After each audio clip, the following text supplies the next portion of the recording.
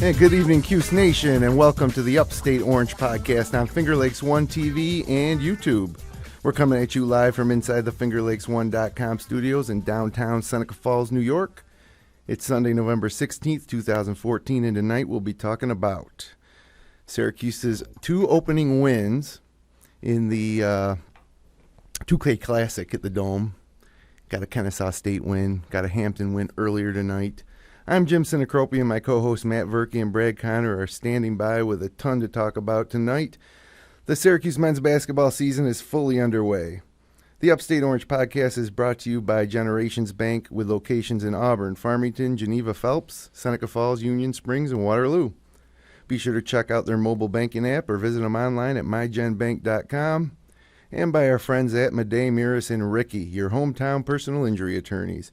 If you've been injured and deserve compensation, call the Finger Lakes Personal Injury Hotline at 315-568-0911 or visit their website at madejmirasricky.com. Well, Verk, how you doing tonight? Doing good. Been a long weekend, but glad to be up here and talk some Cuse hoops. I finally was able to watch Syracuse play after catching the end of an exciting ACC championship game in soccer there. Kind of delayed our viewership a little bit, but it was nice to finally see the product that we're going to be discussing for the rest of the season. And I taped the game because we had soccer practice. Exactly. So when because you could have turned it over to ESPN News or wherever they had it, but you turn on that DVR and you realize that the ACC soccer game's going into double overtime, and you miss the first 8 minutes, 10 minutes. How about you, Brad? Did you catch the beginning of that Hampton game tonight? No, I most certainly did not. I had recorded too. I was coaching basketball this afternoon, and so I couldn't get back in time to watch it live, and watched it on tape delay, and was fortunate enough to watch a wonderful overtime battle in ACC soccer. Heard it was a crazy game. I didn't stop to watch it, though I fast-forwarded right through it. But you know that the idea is that you're going to have to record ESPN News for the first half hour, just in case, if you really want to cover your bases. So, we got two games in the books, guys, and we're heading to Madison Square Garden on Thursday. Let's talk about it with our Big Five questions of the week. Now, the Big Five this week, we've gotten two looks at this team, and like you said, Verk, we're trying to figure out this product that we're going to be talking about for the rest of the season. So, these questions are kind of geared towards that. So question number one, what do you guys think? Will we have more success in the half-court offense this year than we did last year? Because that was obviously a big problem. And in recent years, it seems like our half-court offense has not been like what it was back in the days of Arinze, Onuaku, and Andy Routins, I guess. So you see any sign for hope, Burke?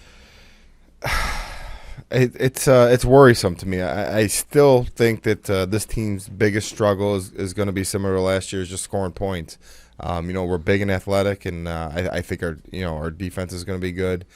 I just concerned about our outside shooting and who's going to step up and be that scorer. I hear a lot of talk about Christmas being the go-to guy, and we're talking about a guy who averaged 7-8 points a game last year. I know we're all hoping that he becomes this dominant scorer, but I just don't see it. I think we're going to struggle. I think we got some more options. I think we're going to be deeper. We're going to be able to bring in some guys. Some of these sophomores seem like they're more ready to score some points for us this year based on the first two games. But I think that the half-court offense is going to be a struggle again.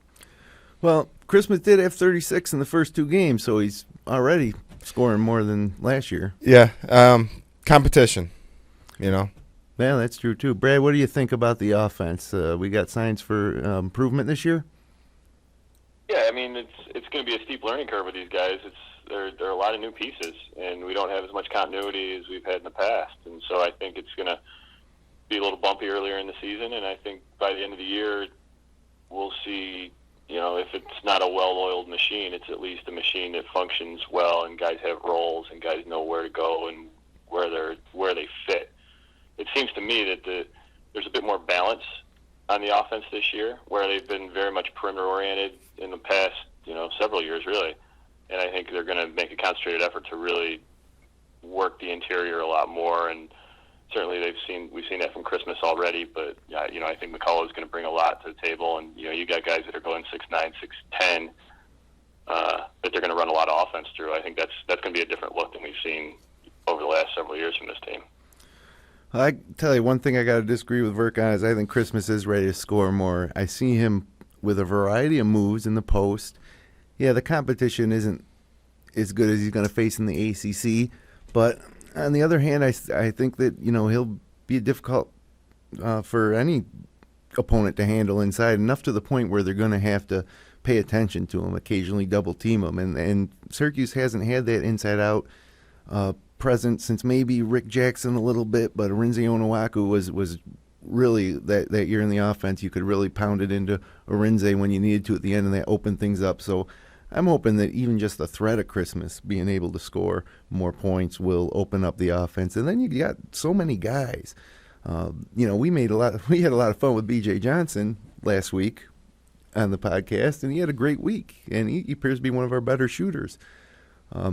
Joseph McCullough can shoot it. Benijay made a 3 tonight, and just lots of options. So I think it's got to be better. But you know what I'd do if I was Coach Boeheim is I would try to shoot earlier. I would just try to push the tempo, because this leads me to question 2. Are we going to be a great rebounding team this year? And to be honest with you, I think yes, and I think that'll help us on the half-court offense too with offensive rebounds and putbacks. We saw a lot of that over the first 2 games.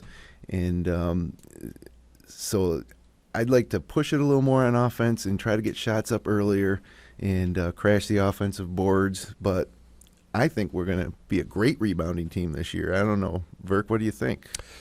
I think we'll be a good rebounding team. Typically, Syracuse teams aren't great rebounding teams. It's just tough to rebound out of the zone year to year. On paper, they look like they should be. When you got a front line of Christmas, Roberson, McCullough, those guys. I mean, McCullough looks like he's could average a double this year. He had a bunch of rebounds in the first game. Only 2 to 4 today, but Christmas was getting all the rebounds today. It's career high 16 rebounds. I don't think we're going to be a great rebounding team. I think we'll hold our own though. And typically if we don't get out rebounded by 6, 7, 8, 9, we're usually in the okay. What about you, Brad? I mean, rebounding's always been an issue. People blame the zone. What do you think? Is that going to be an issue this year? Are we going to out-rebound most of our opponents? Yeah, I agree with Verk. I think it's tough to rebound out of the zone, especially if you're inexperienced, which McCullough and Roberson are. They go 6'10", 6'9", 6'8". So in theory, it's like Verk said, they should theoretically be a very good rebounding team. But a lot of that's positioning, and I have been a little bit worried. If they try and block shots, then they're out of position for rebounds, and I've seen some of that already. And there's a discipline element that goes along with it, and with young guys that takes time. So I'd like to think that they'll get better as the season goes on. I'm not in any way ready to anoint them as a great rebounding team. I'd love to see Christmas continue on the path he's on with corralling as much as we've seen him corral, but it'll take time. I don't think we're there yet. Well, we're talking about guys like Christmas and Roberson hitting the boards.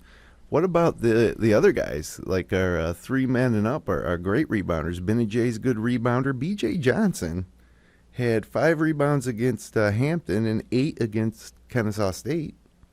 And Cooney's a pretty good rebounder. Joseph against Kennesaw State, I think he pulled down, what did he pull down, 5 rebounds? And so, I think he had, he didn't have any against Hampton, but a lot of these other guys are capable rebounders too. I think as a whole we're a pretty balanced team in almost every aspect. So I think that I think we're going to be a great rebounding team this year, guys.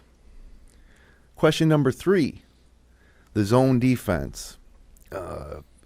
Past few years it's been as good as it's ever been. The Michael Carter Williams Final Four run was maybe the best defense that has ever been played anywhere in college basketball history. What do you think about this year? Brad, what do you think about the zone? We know we got the personnel, but are they going to be able to play it up to Boeheim standards?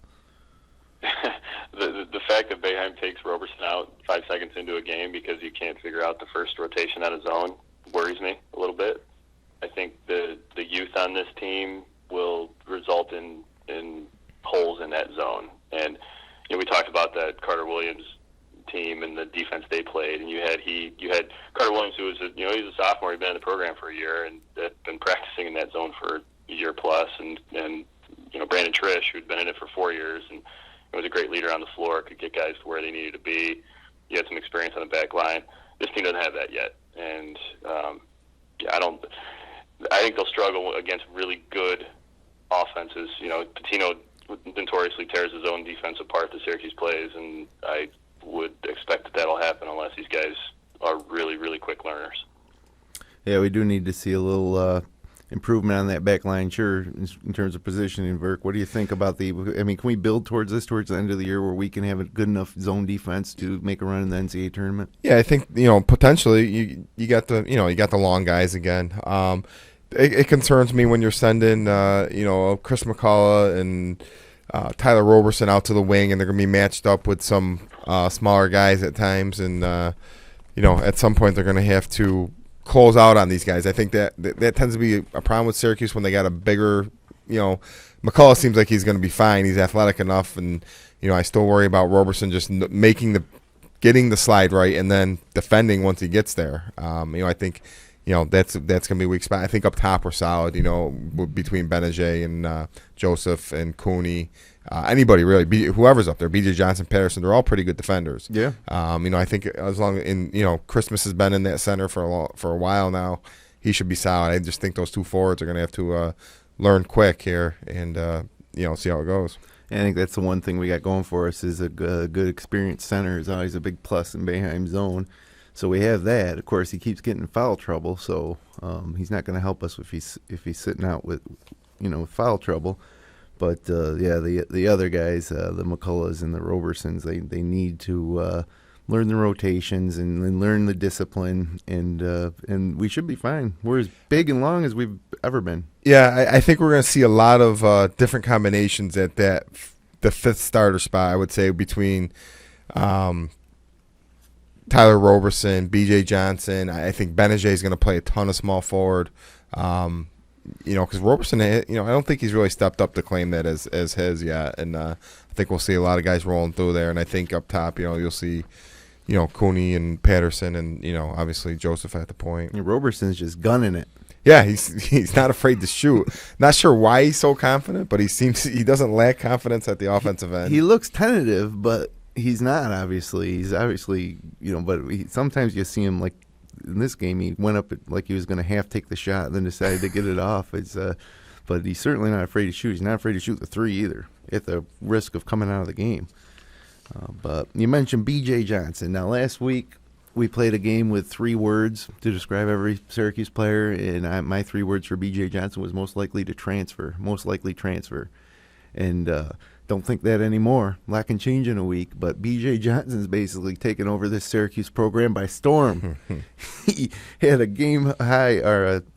career high 19 points against Kennesaw State, and then he played 26 minutes tonight, which is a lot. I never expected in the game. This was one of those games where you got a pretty good idea of Boeheim's rotation, maybe because it was close. It didn't get so close that Boeheim didn't start being a little looser with his rotations.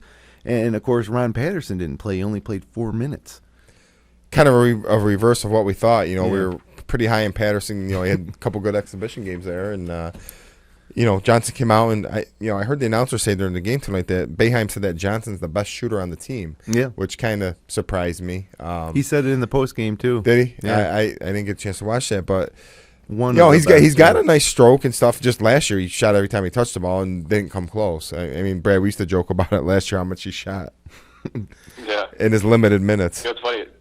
I thought that when I heard that same comment from the announcers that Boeheim said Johnson's the best shooter, and I thought quickly in my head, I thought there was probably motivation for that. 2 things. One, gives Johnson more confidence that hey, he is a valuable member of this rotation, and hey, keep shooting it because they'll fall. And on the second hand, telling Cooney, look, you're not the best shooter on this team. You need to do something different other than just spot up and wait for your 3-point shot to come. Which he has been doing. Cooney doing something different, trying to do other things other than jack threes. Yeah. Which is good. Yeah. that's still the biggest concern for me on this team is I just don't think Cooney's that good. And, I was hoping Patterson was going to step up, but, maybe B.J. Johnson can step up and play the 2 or something. He's not scared. Cooney, 2 for 7 again. He seems like the same player as last year to me. He had we say that, I think he made the most threes in the ACC last year, but he just he did it in 3 games. Yeah, he shot a lot, and I don't know. I just don't trust him. Well, question 4, fellas. Will B.J. Johnson's career high in 19 versus Kennesaw end up being his season high? Brad? I would have a hard time thinking he'll top it. I think it was a couple of factors. One, they were playing Kennesaw State. Number 2, Benajay was out of the game, so that helped. And, he had a hot hand, and they kept going to him. And, he had the confidence built, but oftentimes you do see that on a 1-game kind of snapshot, and then another game comes and he scores 4 points or 2 points, and then the confidence goes down a little bit. And 19 points is a great outing for anybody on this team. They've got so many weapons, and he's far enough down the list. I don't think he'll get too many opportunities to perform at that level. You think Verker that he'll score 20 points? I don't. I think 19's his career high. I see him scoring in the teens plenty, but 19's a lot of points, and especially like you said with Benajay back. But his minutes were up tonight. But I think that's going to be his season high. I think you're going to see him have 1, maybe 2 outings where he pushes it up in the 20s, only because if he gets hot early, he's going to keep shooting, stay hot, and he's a good rebounder. He's going to get a lot of putbacks. I was shocked to see Boeheim come back and give him so many minutes in a game that Michael Benajay was playing him back. I thought that those minutes were mainly a product of Benajay, and that regardless of how many points BJ scored in the first game, that Boeheim was going to pull him back and maybe play about 8 to 10 minutes, and Patterson play about 14, 15. But Patterson 4 minutes. He missed 2 threes early, and we didn't see much of him after that. But Cooney 36 minutes, which again, come on, Cooney play about 28, 32 minutes, right?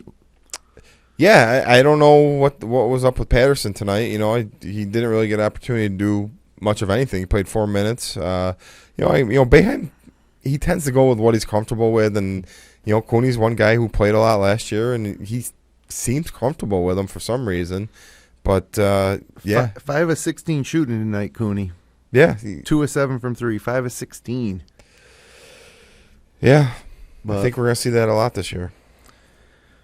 Well, fellas, that brings us up to question number 5. And we've gotten a little look at Syracuse and so of all the opposing coaches around the country that have us on their schedule. How do you think these guys are going to game plan for Syracuse? What's the book on Syracuse, Brad?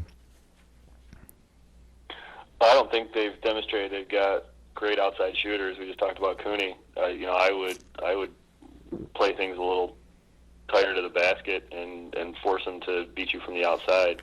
If it's they're shooting. I don't have the exact number in front of me, but it seems like roughly 25% from the 3, and that's just not getting it done. So I would pack it in a little bit. I would force them to beat from outside. I'd definitely send 2 guys back on defense, because I think where this team wants to excel is in the fast break and getting out in front, and having Caleb Joseph kind of leading the way and getting easy buckets that way. And so I'd make sure that they didn't beat me deep, and I would take my chances with having Cooney jack it up 20 times. Yeah, Verk, what if you're coaching against Syracuse? What's your game plan? I think you can do a couple different things. I think you can zone him and just kind of shade towards Cooney a little bit. Obviously, you don't want to let him get going, until they prove that they're going to have somebody else consistently who can make threes. With that starting lineup they got, I'm letting McCullough and Roberson shoot. You're going to contest them, obviously, but you're not that worried about them shooting a 3. And I haven't really seen, Joseph shoot a 3. I think he had one against Kennesaw, but I'm kind of shocked at the lack of shots that Joseph's been getting. I thought he was going to be a little bit more of a scorer from the point guard, and I don't know if that's going to come when the competition gets better. Maybe he's just kind of laying back. I haven't seen him play a whole lot, so I'm still I'm interested to see when he gets in a big game, what if his game changes from what it's been here the first couple games, because I think he's going to have to score double figures this year if Syracuse is going to be successful. Yeah, I think maybe Joseph is just, kind of getting his feet wet, and he's got so many weapons around him. There's so many people to shoot.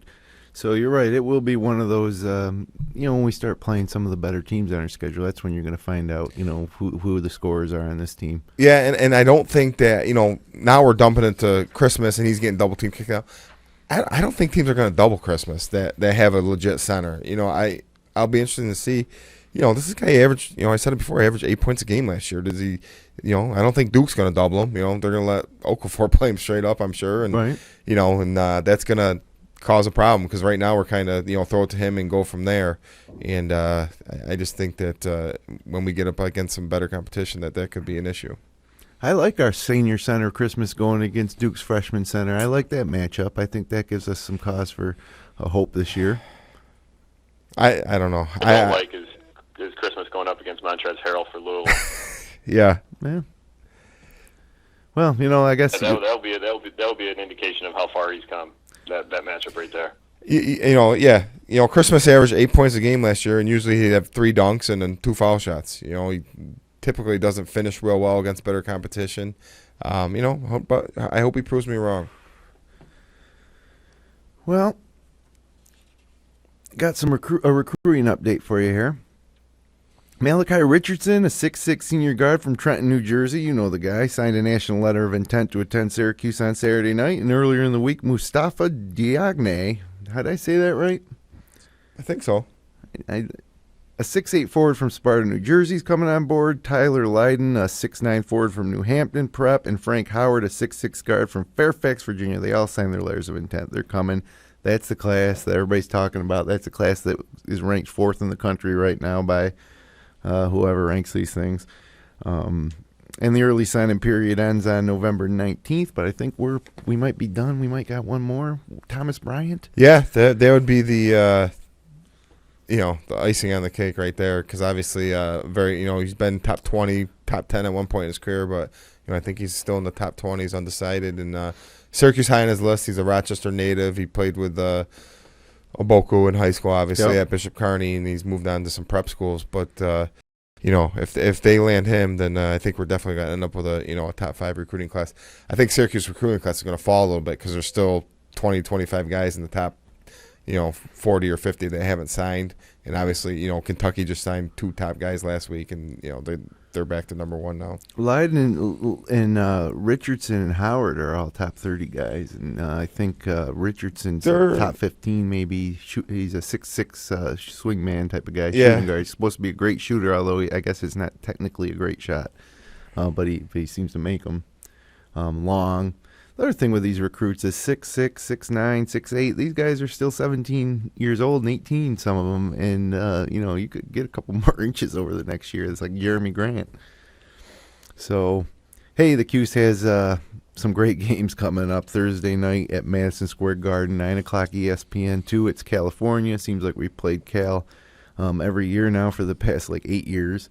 And then the winner of that game or the loser will face the winner or loser of Iowa, Texas on Friday night. Losers bracket game at 5 o'clock on ESPNU. And the championship of the 2K Classic at 7 o'clock on ESPN2. So, hey, great Cuse hoops on tap this week, Thursday and Friday night in Madison Square Garden.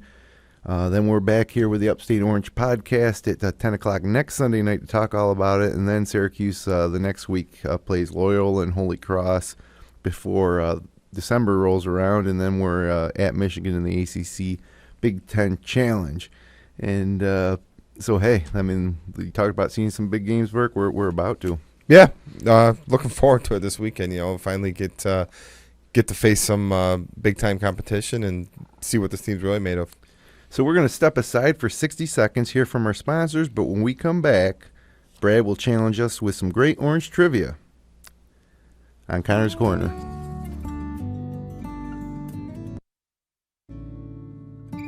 Guidance and partnership through every step of the journey. Welcome to Generations Bank.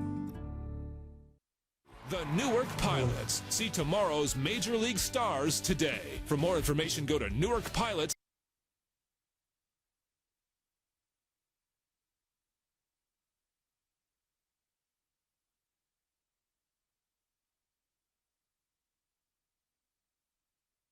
by Daymers and Ricky, your hometown personal injury attorneys.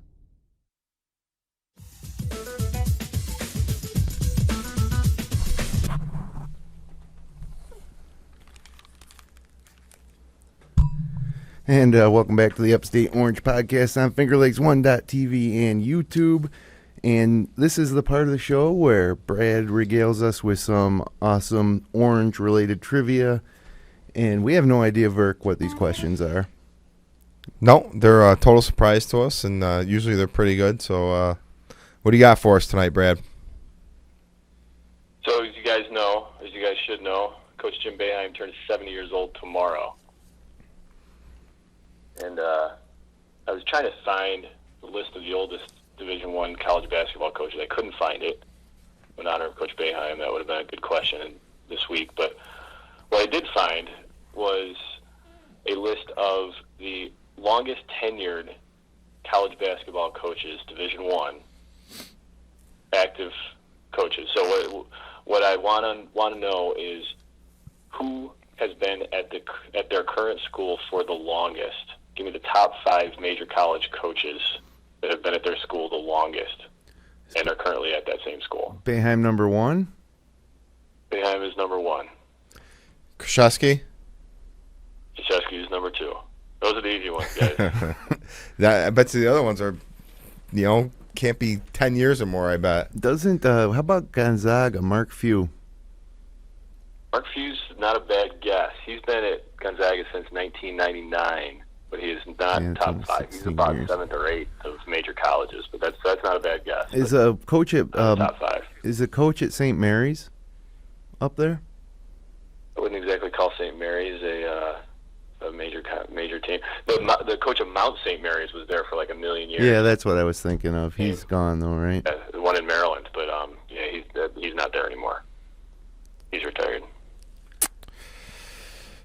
That's a tough question. John Chaney's obviously been retired for a while. No, yeah. I mean, think of major colleges, right? So the top 5 major conferences. Roy Williams. No, he's only been at Carolina for 2 years. Atlantic 10, Mountain West. Yeah, I'm thinking Jamie Dixon at Pittsburgh.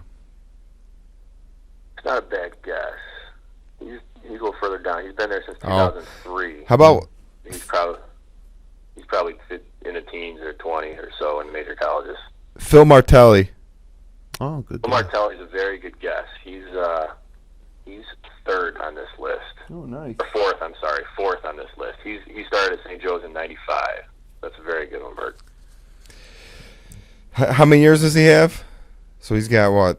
95. So he's going on 19 years. How about Mike Bray? Mike Bray's not a bad guess. He started in 2000, so he's probably in the 10 to 12 kind of range.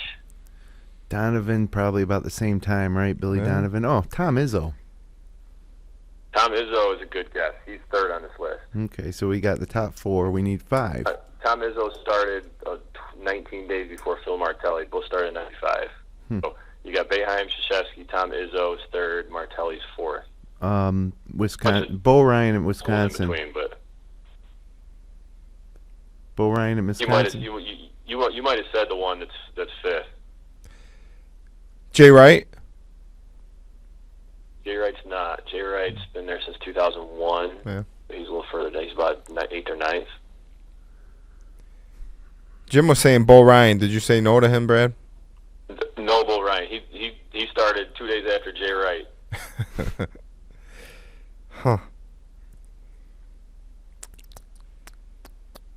Trying to think of some old Big East schools, but no. I mean, I can't say. Oh, Dad Mata?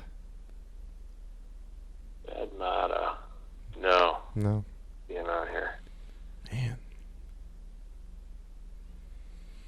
Is it a prominent top 20? In 2004, so he's going on 10 years. But is it a prominent top 25 program? Yes, very much so. Oh, we should get this then. And you might have already said him. You were Billy Donovan. Billy Donovan. Billy Donovan. Probably since the 97 or 8. 96 was year at Florida. Wow. So we got him. Tim Krzyzewski, Tom Izzo, Phil Martelli, Billy Donovan. There we go. And a bunch of other smaller names on there, like Bob McKillop from Davidson and coach from Presbyterian, South Dakota, Coppin State. Boeheim's got all these guys by Rick Barnes is right behind Billy Donovan. Yeah. Fisher, San Diego State, has been there since '99. Jeez, that's Hollins crazy. of Vanderbilt has been there since '99, which is surprising. But Boeheim's been at Syracuse since the 70s. 76, yeah, that's crazy. The perspective on that, where the top two are 1980 and before, and the rest are 90. It's striking how different. I've heard Tony Shaver from William & Mary is on this list a little further down. Nice. He's Been there since 2003. Yeah. Yeah, they went through a bunch from for a while there, and he's done a good job there. From your days until about when Tony Shaver got there. Exactly. They probably had 5 or 6 coaches from in between. Right. Yeah, that's good trivia, Brad. So Boeheim is the dean of these coaches by far. Oh, no doubt. And he's celebrating his 70th birthday tomorrow. I have no idea how many coaches on this list are over the age of 70. None. Who have found that out. If anybody has that, email our email address. That is Jim. Yeah, that's actually the email address is upstatehoops@fingerlakes1.com. If anybody wants to send us some email. Good. Anybody wants to do our research on our behalf. I'm confident in saying Boeheim's the only 70-year-old coach. Fisher maybe, but I don't think Both so. guys at the top of this list, but yeah, I don't know. It's tough to tell. Well, it makes you wonder how many years Boeheim's going to go. He's going to be coaching when he's 75, but we'll talk about that a little bit later at the end of the show. Is that all the trivia you got for us tonight, Brad? That's all I got tonight. Beautiful. I had coached 7 basketball games this weekend, so I can have a little time. Sometimes he has an auxiliary question. So let's move ahead to the list segment, and I don't know if you guys know this, but Syracuse has had 8 different starting point guards in 10 seasons. Isn't that crazy? It is. I'm going to name them. To sustain that success with that many point guards is even crazier. Yeah, right. Well, I'm going to give you the names. You got G-Mac, followed by Josh Wright, Johnny Flynn, Brandon Trish, who started at point guard his freshman season, Scoop, Michael Carter-Williams, Tyler Ennis, and now Caleb Joseph. So for the list tonight, I want you guys to rank these from worst to first. If you were to, what criteria do you use? It's tough. Caleb Joseph hasn't even played, but let's do this. Let's say that you were having a fantasy basketball draft for a real team. And you could choose any of these guys. Give me your list, worst to first, Verk. Worst to first. All right. Worst is easy. Josh Wright. I got 8 because I barely remember him playing. Yeah. And then, so he's number 8. Number 7, I had Scoop.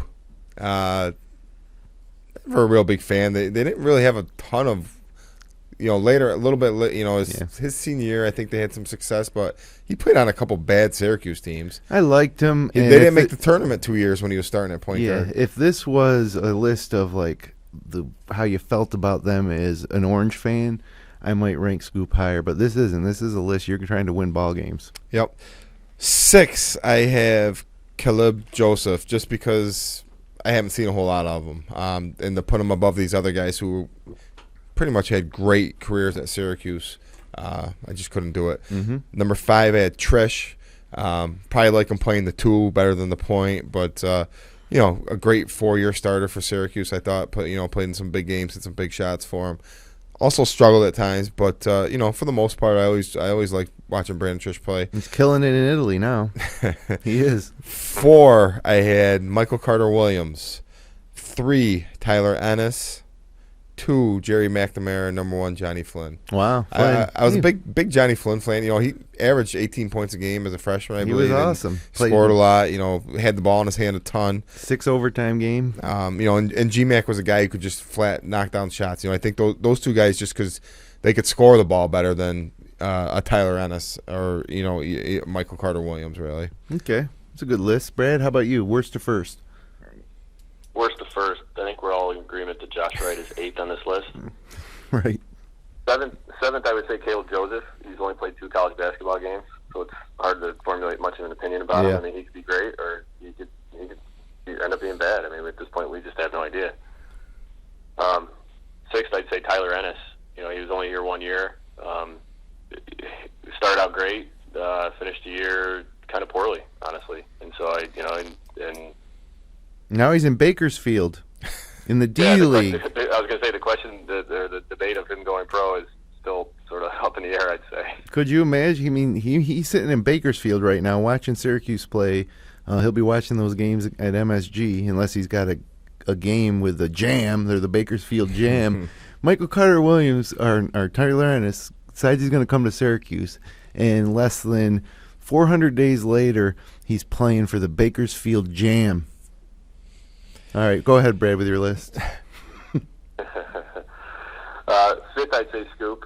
I wasn't as down on Scoop. I mean, when he was a senior, he was a great leader for this team, and that was one of the best regular seasons this team's had in there, ever, really. And so I think that says a lot about what he was about. He always had his kind of Scoop moments, and he would throw a lazy pass or not make right play on defense. And we remember the Marquette game where he sort of turned it over at the end, and it was a questionable call, but it was kind of a quintessential Scoop moment. But I liked him, and I thought he was a great Orange player that we'll remember.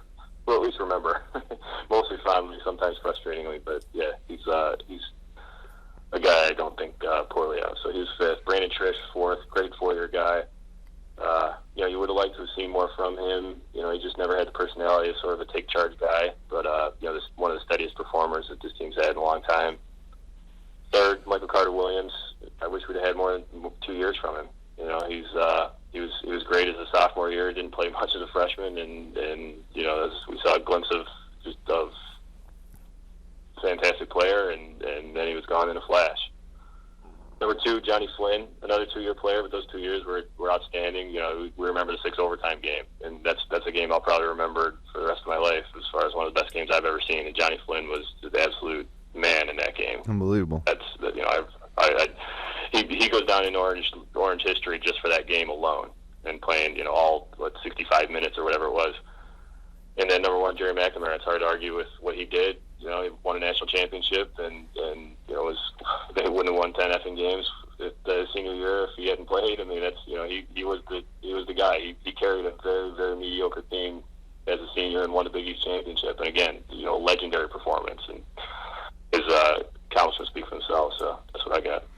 All right, well, I start my list with Josh Wright, and then I go Caleb Joseph just because we don't know yet. Then I'm going to go Scoop and Trish, and then Ennis. Remember how incredible Ennis was in the beginning of the year? It just seems like somewhere towards the end of this last season, something went wrong with this team. They were just too concerned about where they were projected to go in the NBA draft between him and Grant and then Fair, and the magic was just gone. But Ennis hit that great shot against Pittsburgh, and he immediately stepped in and was just unbelievable. But yeah, something went wrong last year. But I got Ennis ahead of Trish. Then I got Johnny Flynn next. Remember the dunk against Rutgers? That one-handed dunk in the lane against Rutgers? A lot of nice dunks. Man. But I'm not going to put him ahead of Michael Carter Williams, mainly because of the Final Four, and mainly because if I was starting a Syracuse team right now, I think I'd take Michael Carter Williams over just about anybody because of the zone defense. I mean, he had a lot of steals. And then G-Mag number one because he's probably one of the most legendary Orange players to ever play. And, you think about legendary Orange players like Derek Coleman and Sherman Douglas and Pearl Washington. None of them have won a national championship. So G-Mac did all these legendary things, single-handedly taking us through the Big East tournament that one year, the big first half against Kansas in the national championship game, the 40-something points against BYU in the tournament, and he's got the national championship to boot. So G-Mac's number one. That's unanimous on our list, I guess, right, guys? I had Flynn one. Oh, yeah, that's right. Burke had Flynn one. G-Mac too. Okay, well, fair enough. Buffalo kid, you got. Yeah, Flynn and Harris. Remember when the Harris came first? He, instead of going to the NBA, came to Syracuse, and now he's the king of the Filipino basketball. Hey, you got a new quick segment here this week. It's called Wild Speculation. This is a segment where we wildly speculate about something that we don't know anything about at all. And some there might be some segments pop up like this one, but why didn't Benajay play in the opening game? You know, you turn it on, it's the opening game, and there you go, Benajay's in street clothes. And you're like, what the hell? Why does this keep happening to us? You know, and I'm going to speculate that there was something probably team rule related that happened maybe in the month leading up to the season, and this was just the first game, so he sat out. I don't think this is anything that happened maybe the night of the game or the night before. I think this may have happened a couple weeks ago even. Some violation of team rules, maybe missed a practice, who knows, but we'll never know. Boeheim will never know, so I'm wildly speculating. Verk, you got any wild speculations on why a guy like that would miss? I'm thinking the same thing. I mean, I don't think it could be academic related because you usually don't miss one game for something like that. And then come back 2 days later. Yeah, it's some kind of team discipline is, my wild speculation, just like you. What else could it be? Fred? Yeah, I don't know. He could have skipped a class and it got back to Boeheim, and maybe they take a harder line on that now with the NCAA poking around, and so we go to class and we do our work, that kind of thing. Maybe he mouthed off in practice one day, and that was that. Who knows? Could be. Doesn't seem like that kind of guy, though. Punishment. I mean, you're not suspending him for a game against Kennesaw State's not exactly a stern punishment, I would say. So, yeah, it hurts. You want to play. Too severe. You want to play, but yeah, obviously it couldn't have been too severe because he came right back. And my first thought was, oh my God, what this NCAA here? Is this going to be like James Sutherland and Fab Mello all over again with these guys? But it wasn't, and I think the fact that Boeheim really didn't say anything about it shows that it's probably something that's over now, and we probably won't have to worry about it. He played great tonight, I thought. Solid. Yeah. It's just like you expect from him. Yep. Well, coming up here on 10:52 Eastern Standard Time, it's time for Two for the Road. And Brad, you mentioned Coach Boeheim turning 70. He just won his 950th game against Hampton tonight. What do you guys think his total will be when he finally hangs it up? He's at 950 now, 35 behind Coach K, number 2 on the all-time list. I think he finishes at about add on another 100 wins this year. 4 more years. This year, 3. and then 3 more years, 25 wins a year, give or take. And then he's done. So 1,050. All right, Brad. I've got him at roughly 1,020. I think he's going 3 more years. So this class that's coming in next year would be 4 years, so they were seniors. I think if his health's good, I think he's going. I think he could go 5 or 6. I really do. But he could also call it quits after 2. But I'm going to say that total is going to be closer to 1,100. Just under 1,100. And the other thing is do you think he secretly wants to wait out Coach K? He would just need about a season more than Krzyzewski to take the all-time leading list. And I don't, in this day and age, I don't know if that'll ever be topped. You think it would. Records are made to be broken, but, I mean, Boeheim might be going for the long score here, outlasting Coach K for just a year would do it. But, I think it'll be 5 more seasons after this. Well, how you guys know how old his kids are? I know they play high school basketball. Yeah. You're going to want to spend time watching them. Yeah, man. I don't know. They're Probably like freshmen or yeah. sophomores, aren't they, I think, or something like that? I don't even know. I think he had twins, didn't he, at one point? Well, he had a daughter. Well, she was. Yeah. Yeah. He's got a twin boy and girl, and then another younger son. Okay. For that too, and then the older daughter. Yeah, from his first wife. But but I wonder if you can see him wanting to watch his kids play high school basketball. I suppose he can still watch them play. I mean, when they're home at Syracuse, is it Fayetteville Manlius they go? Where they go? I don't know, but yeah, hard to get to a Friday night game when you're in a hotel somewhere waiting for a Saturday afternoon game. Well, that's true. Those type of games you wouldn't. But I think when we're home, this time of year in December for those long home stands, I think he'd be able to make just about any game he wants, even if it means missing, practice. Or maybe not. I don't know. True.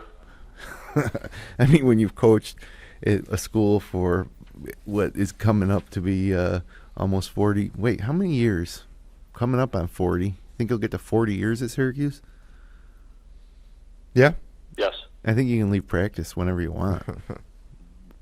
But His name's on the court. He can do whatever he wants. that's true. Hey, number 2 for the road.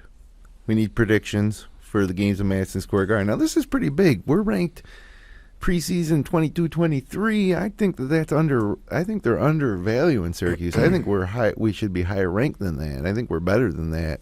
But we're going to find out right away. If we get through these next 2 games with 2 wins, I think you're going to see us jump up into the top 15, depending on if any other teams lose. But they would be good wins. But we could also, go 0 for 2 on this MSG event and find ourselves right out of the poll completely. And that hasn't happened in a while. I'll give you my predictions right off the bat. Win. I don't care if it's Iowa or Texas. Beat California like we always have the past 17 years when it seems like we play them every year now. This will be, 3 years in a row playing Cal? How weird is that? How ridiculous is it? This team plays Cal more than they play Georgetown. Can we play somebody else in the 2K Classic? Why has it got to be Cal? Or at least let us play Iowa or Texas in the first round. Then maybe there's a chance we don't play Cal, but whatever. We'll play Cal again. Mike Montgomery still coaching there? Yeah, I think so. Yeah. Why not? But Yeah. I think we go 1-1. We walk away from the weekend 1-1. Not sure exactly how it's going to work out. I would think we beat Cal, and I think we're going to struggle maybe with a pretty good Texas team. That's what's Texas ranked right now? Number 10, stud freshman. Should be a fun game to watch if that game actually transpires. Yeah, I would like to see it. Rick Barnes versus Boeheim in Madison Square Garden, which would be to our advantage. Brad, what's your predictions? I agree with Bert. I think we'll beat Cal yet again, like every other year. I do think Texas they're solid. They're top 10 now, and they've got some real nice players. Miles Turner is a great freshman. You guys watch out for him. But I think that'll be a tough test, Texas, and I think they may give Syracuse a run to the point where Syracuse loses that game. I do like Jim Boeheim against Rick Barnes, but I think Texas is talent. They've got one of the best recruiting classes in the country. So I think Texas gets it done. I hope not. I hope I'm wrong. No, I got us going 2-0. I think you guys are wrong. Got to remember, this is a Madison Square Garden, and I really honestly do believe that we are better than the pollsters are put us. This is after watching them play for 2 games. I know the competition hasn't been too high, but we got a lot of weapons all over the court. We have some experience. We have some young. We have it all. I mean, this team is very versatile, across the board, deep, and so far I like the chemistry too, which is an important thing. And so we're going 2-0, and then we're hitting that December schedule hard. As I mentioned, after this weekend, it's Loyola Holy Cross and at Michigan on the road. Now that's a game that worries me against Beeline. Holy Cross beat Harvard tonight. Oh, did they? Wow. Yeah, 58-57. Harvard was ranked 25th. Well, there you go. That might be a tougher game than we thought. At least it's at the Dome. And then we host St. John's and Louisiana Tech, then at Villanova. That's a game that's on Fox. That's on December 20th. Colgate, Long Beach State, Cornell on New Year's Eve, and then the ACC season starts. So, yeah, that's a pretty tough early schedule. We're going to find out about this team, and, that's why